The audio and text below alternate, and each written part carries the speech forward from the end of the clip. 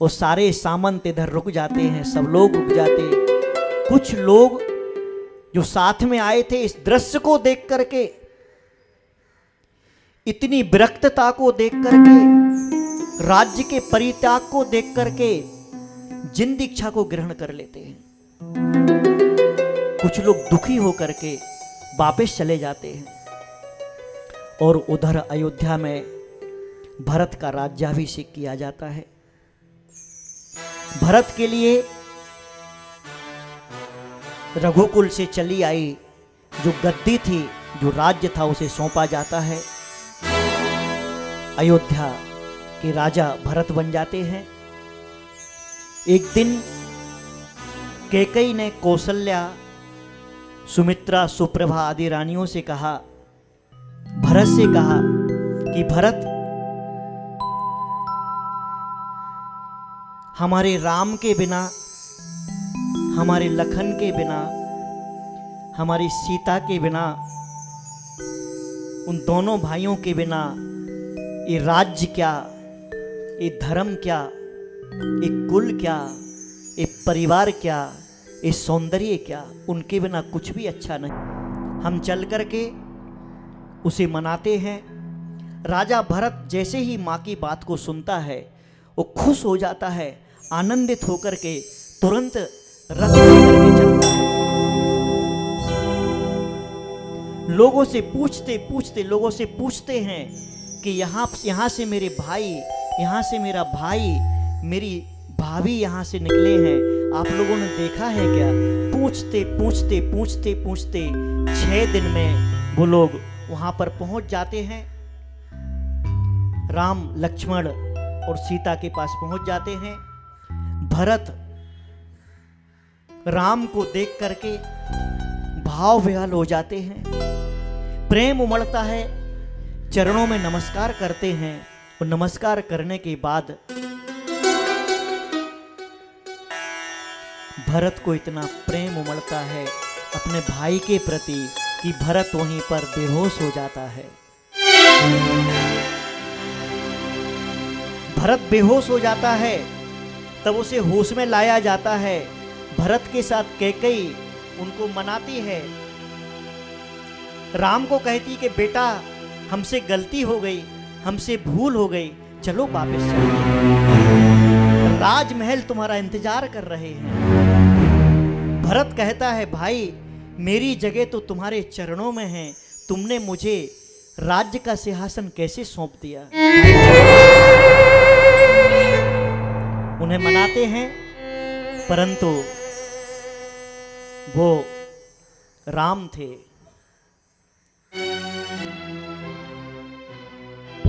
एक आस लगा के गए राम मनाने, पर माँ और बेटे ये नहीं जाने।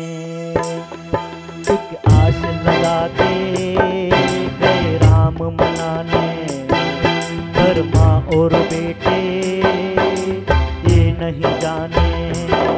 वो लौट के नहीं आएंगे, वो अपना वचन निभाएंगे, वो आगे बढ़ते जाएंगे, वो लौट के नहीं आएंगे।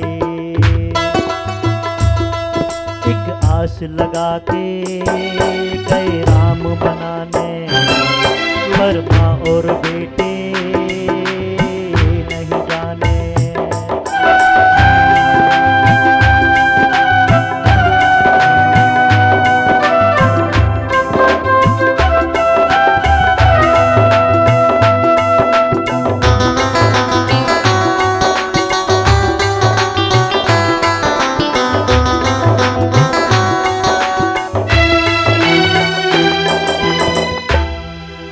कितना भी तुम समझाओ, आंखों से अश्रु ढलकाओ। उन कितना भी तुम समझाओ, आंखों से अश्रु ढलकाओ। कितने भी रिश्ते बदलाओ, कितनी भी कसमों को खाओ। एक आस लगा के गए राम मनाने, पर माँ और बेटे ये नहीं जाने।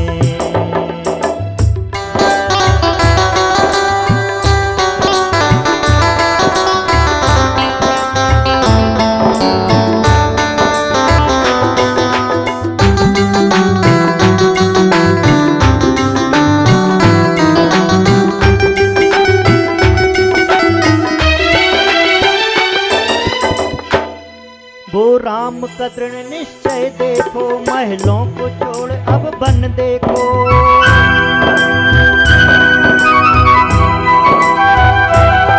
वो राम का दृढ़ निश्चय देखो, महलों को छोड़ अब बन देखो। सुख वैभव के त्यागों को देखो, निर्मल मन को देखो। एक आस लगा के गए राम मनाने, पर माँ और बेटे ये नहीं जाने।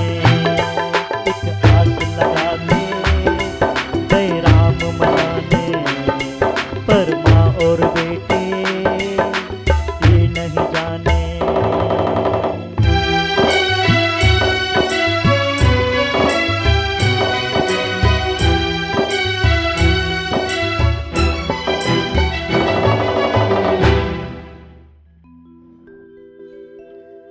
राम कहते हैं, हे भ्राता, तेरी भावना बहुत अच्छी है, तेरा समर्पण बहुत अच्छा है। मां के सामने राम हाथ जोड़ लेते हैं, हे मां, तू आई है, मेरा भाग्य है कि तूने मेरे लिए दर्शन दिए। आप विचार करो कि कोई हमारा अहित करता, कोई घर में कोई व्यक्ति, कोई सदस्य हमारा कोई गलत करता और हम हाथ जोड़ते क्या? नहीं। राम जानते थे कि कैकेयी के कारण ऐसा हुआ है, परंतु राम कहते हैं, कोई बात नहीं मां, आप आनंद पूर्वक वापस जाइए, क्योंकि क्षत्रिय जो होता है, जिस काम को स्वीकृत कर लेता है, जिस काम को स्वीकार कर लेता है, उसे पूरा किए बिना पीछे नहीं लौटता है। ये हमारा क्षत्रियों का धर्म है। जैसा स्वीकृत किया है वैसा ही मैं पूरा करूंगा। मैं अपने पिता की अपकीर्ति को जग में नहीं फैलने दूंगा। हे भरत, हे मां, तुम लौट जाओ, मैं लौट कर कभी नहीं आऊंगा। और उनको वापस भेज देते हैं। राम कहते हैं कि पुत्र का कर्तव्य है, पिता के जीवन में पुत्र के कारण कभी कलंक ना लग पाए। ये पुत्र का कर्तव्य है और मैं उस कर्तव्य को पूरा करूंगा। वापस लौटा दिया जाता है। भरत वापस आते हैं। आकर के उनके मन में बड़े ही वैराग्य और धार्मिकता के भाव होते हैं। जाकर के सीधा जिन मंदिर में जाते हैं भरत, जिन मंदिर में जाकर के भगवान को नमस्कार करते हैं और नमस्कार के पश्चात वहां पर जो धुति नाम के महामुनिराज विराजमान थे, उनको अपनी व्यथा कथा कहते हैं। तब वो धुति महाराज उसे समझाते हैं कि अभी तेरा कर्तव्य है कि तू राज्य का पालन कर। तब भरत एक नियम लेता है कि हे गुरुवर, मैं तुम्हारे चरणों में एक नियम लेता हूं कि अब के बाद, आज के बाद जब भी मैं राम का दर्शन कर लूंगा, उसी दिन में मुनि दीक्षा ग्रहण कर लूंगा। ऐसी प्रतिज्ञा। तब धुति महाराज उन्हें समझाते हैं कि तू जब मुनि दीक्षा लेगा राम के दर्शन के बाद तब लेगा, परंतु अभी तू अपने श्रावक धर्म का अच्छे से पालन कर। भरत कहते हैं, हे स्वामी, मुझे बतलाइए मैं श्रावक धर्म का पालन कैसे करूं। तब धुति भट्टारक उन्हें कहते हैं कि हे भरत, यह जिन शासन, यह जैन धर्म रत्नों के द्वीप के समान है। इस रत्न द्वीप से तू कोई भी रत्न खरीदेगा, एक भी रत्न ले लेगा तो तेरा जीवन अमूल्य हो जाएगा। इस जैन शासन का ऐसा प्रभाव है।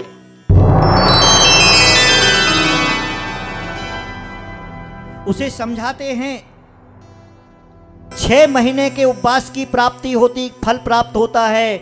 जब भगवान के द्वार पर पहुंच जाते हो, माथा टेकते हो, उस समय 1 वर्ष के उपवास की प्राप्ति होती है।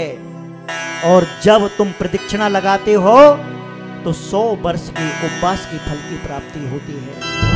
और जब साक्षात जिनेंद्र भगवान का दर्शन करते हैं, 1000 उपवासों के फल की प्राप्ति होती है। जब भगवान को नमस्कार करते हैं, वंदना करते हैं, तब अनंत उपवासों की प्राप्ति होती है।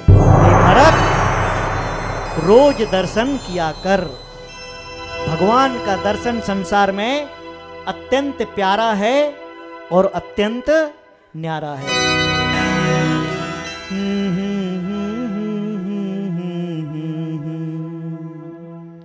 जिन दर्शन है अति ही प्यारा, जिन दर्शन है अति ही न्यारा, जिन दर्शन है अति ही न्यारा, जिन दर्शन है अति ही प्यारा, जिन भक्ति है सबसे न्यारी, जिन शक्ति है सबसे न्यारी, जिन पूजन है दोखनहारी, जिन कीर्तन है कर मनहारी, जिन दर्शन है अति ही प्यारा, जिन दर्शन है अति ही न्यारा।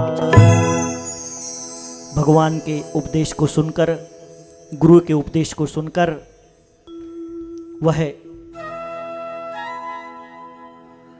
भरत अपने गृहस्थ धर्म और राज्य के संचालन में लग जाता है। इधर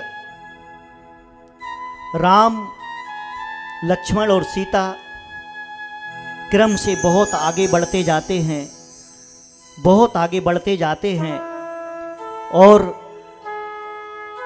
अपने जीवन का, उस संघर्षों का भी आनंद लेते हैं।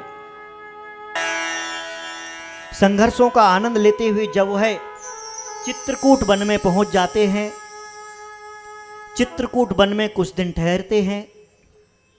चित्रकूट से आगे बढ़कर के वह अवंती देश पहुंचते हैं।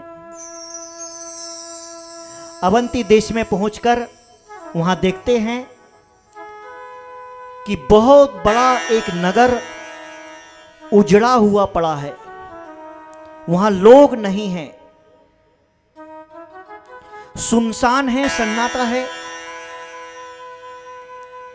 लक्ष्मण एक पेड़ के ऊपर चढ़ते हैं और देखते हैं कि शायद दूर से कोई दिखाई दे। दूर से एक फटे हाल व्यक्ति एक पोटली बांध करके दवा छिपासा आगे जाता है। लक्ष्मण उसके सामने पहुंचते हैं और लक्ष्मण को अचानक देख करके वो घबरा जाता है। ये कौन आ गया बीच में? लक्ष्मण कहते घबराओ मत, ये इतना बड़ा नगर, इतना बड़ा नगर और ये उजड़ा हुआ है, क्यों ऐसा हुआ है? और तुम कौन हो? वह कहता है, हे पुरुष, इस नगर पर हमारा राजा वज्रकर्ण राज्य करता है, परंतु उसका जो अधिपति है सिंहोदर नाम का राजा, सिंहोदर नाम के राजा ने गुस्से में आकर के इस नगर को उजाड़ दिया है। लक्ष्मण कहते हैं तुम घबराओ मत, मेरे साथ चलो, मेरे भाई पास में बैठे हुए हैं, अपन उनके पास चलते हैं। लक्ष्मण उस व्यक्ति को लेकर के आता है। राम कहते घबराओ मत, तुम ये बताओ कि यह नगर कैसे उजड़ गया है? इधर सीता कहती है, हे राम, हे लक्ष्मण, मैं बहुत थक गई हूं और मेरे लिए बहुत तेज भूख लगी हुई है, तुम कुछ इंतजाम करो। और लक्ष्मण उस व्यक्ति से पूछते हैं कि तेरा ये जो राजा वज्रकर्ण है वो भी कहाँ है, उसका पता लेकर के लक्ष्मण राजा वज्रकर्ण के पास पहुंचते हैं जो जंगल में छिपा हुआ था। राजा वज्रकर्ण अनजान पुरुष को देख करके उसकी आवभगत करता है लक्ष्मण की, आइए पधारिए बैठिए। अनेक प्रकार के सटरस व्यंजन देता है, आइए भोजन कीजिए। तब लक्ष्मण कहते हैं नहीं, मैं अकेले भोजन नहीं करूंगा, मेरे साथ में मेरे भाई मेरी भाभी बैठी हुई है, हम उनको भोजन लेके जाएंगे और फिर मैं भोजन करूंगा। लक्ष्मण उसकी आव भगत देख करके और वो सटरस व्यंजनों को लेकर के वापस राम लक्ष्मण के पास आते हैं, सीता के पास आते हैं, तीनों भोजन करते हैं। भोजन करने के पश्चात राम, सीता और लक्ष्मण तीनों वज्रकर्ण के पास जाते हैं और वज्रकर्ण से पूछते हैं कि क्या हुआ है, ऐसे तुम इस निर्जन वन में अपने परिवार के साथ क्यों अकेले छिपे हुए हो। तब वह वज्रकर्ण कहता है, हे राजन, हे प्रभु, आप कोई महापुरुष जान पड़ते हैं, शायद आप मेरी विपत्ति को दूर कर दें। मैं जिस राजा के अधीन था, मेरे ईर्ष्या करने वालों ने,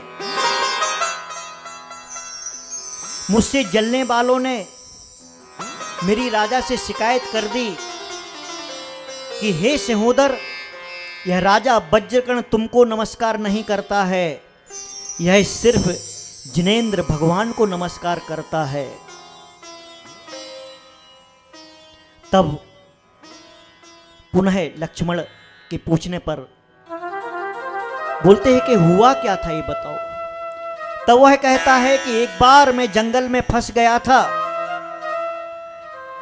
और मुनिराज के उपदेश से मैंने 7 वैष्णों का त्याग करके इस गृहस्थ धर्म को स्वीकार किया था और तभी मैंने गुरु के चरणों में प्रतिज्ञा की थी कि संसार में आज के बाद मैं जीते जी जिनेंद्र भगवान के लिए नमस्कार करूंगा, इसके अलावा मैं किसी को नमस्कार नहीं करूंगा।